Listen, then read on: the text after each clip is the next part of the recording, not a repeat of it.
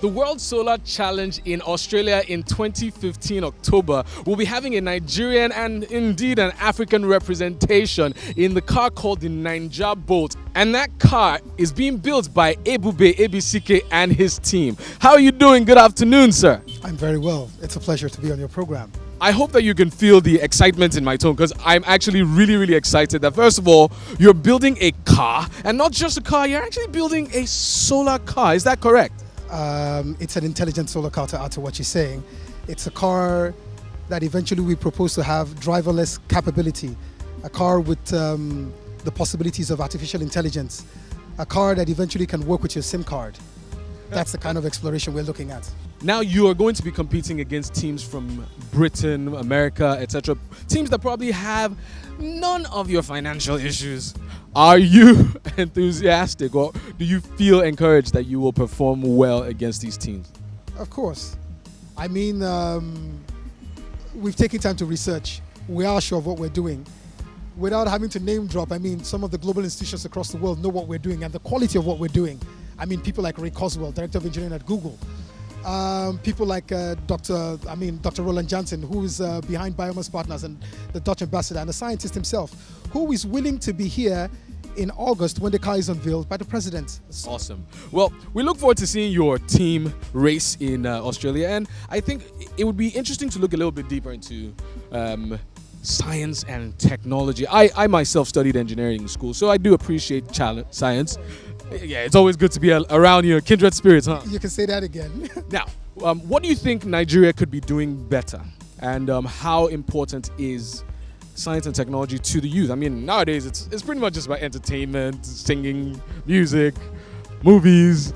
How important is science and technology to Nigerian youth? And what can we do to bring it up a notch in its desirability? To be honest, it's the bedrock of the entire successes of any of the nations you would admire. I'll take you just on a little journey. There are 12 stadiums built at Brazil. Every single one is renewable energy based. That means they all work with sunlight. They work like generators. A certain amount, obviously, they generate from running the stadium. The rest goes into inverters that is used essentially to run houses all across the stadium. What I'm trying to say is this project is supposed to be more like a first guiding step to solve our energy problems. If you can build a car with solar capability that can move 100 kilometers for less than 20 cents or about that, that's in motion. Then statically you could put it on the roofs and build houses that are low cost and middle income that can solve problems locally. It's actually supposed to be able to show a direction that indigenously we can solve problems by actually investing in our local engineers. Sounds really ideal. Now I have with me other members of Team Nigeria who are building Ninja Bolt. I've got with me Tobena Okoli and Daniel Mba. Good afternoon, gentlemen. Good afternoon. Good afternoon. Now tell me, what exactly do you do for Team Nigeria in building Ninja Bolt? Team Nigeria, essentially I do marketing and strategy. Now, how important is marketing and strategy for this particular project, especially at this stage? Yeah, when you look at a project like this, which is unprecedented in Nigeria, and you look at a country that is Africa's largest economy, and a country that is set to be one of the largest economies one of the 20 largest economies in the next 20 years, you have to put a priority on technology. You have to put a priority on the automotive industry, which is one of the areas that would drive that economic leap.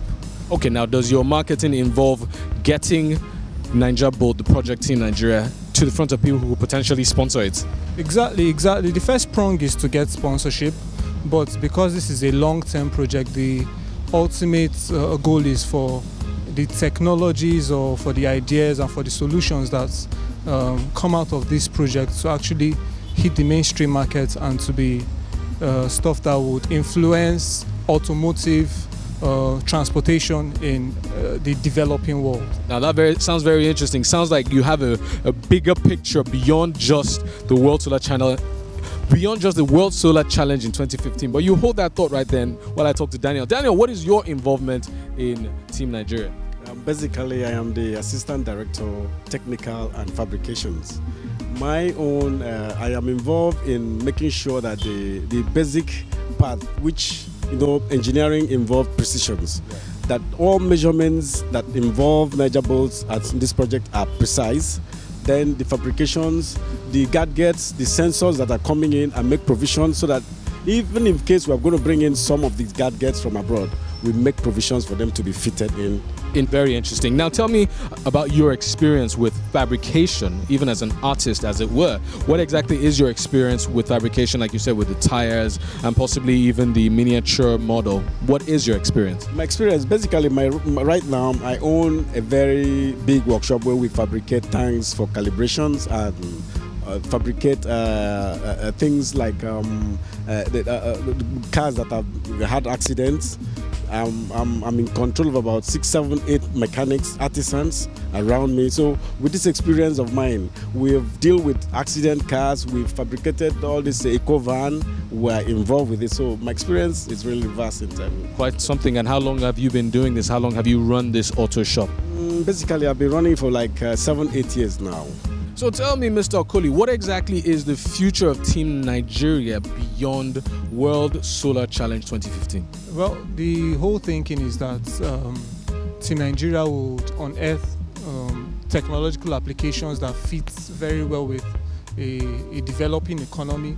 I feel very well countries like India, Nigeria, China, Vietnam, countries where they're still trying to build their infrastructure and the like. So we're looking at a situation where at the end of this project, we will develop technologies that can power vehicles. If we don't develop entire vehicles from start to finish, at least some key technologies that pertain to our kind of demographic would unearth that we can then apply. That sounds really exciting. Now, sir, what do you see in the future of Nigeria when it comes to technology and innovation? Basically, just like my colleague have said, we hope to move this forward to the next stage as mass producing solar cars in this country, whereby the fossil fuel is almost out now. So we have enough of energy of the sun. So why are we going to use it? Apart from the cars, what about the houses, the industry? So we hope to expand and have solar fields created in our desert. The desert is wasting there. So we need all that to harness, to work in our government to see that we have these resources, but it's on tap yet. And I believe with this, we are going to, Thank you very much for talking to me, gentlemen. Thank you. Guys, I hope that inspired you to realize that you can make a change no matter where you are. In your home, in your community, in government, all that matters is that you are committed to being the positive difference. We're going to go on a quick break now. When we get back, more to come. Don't go anywhere.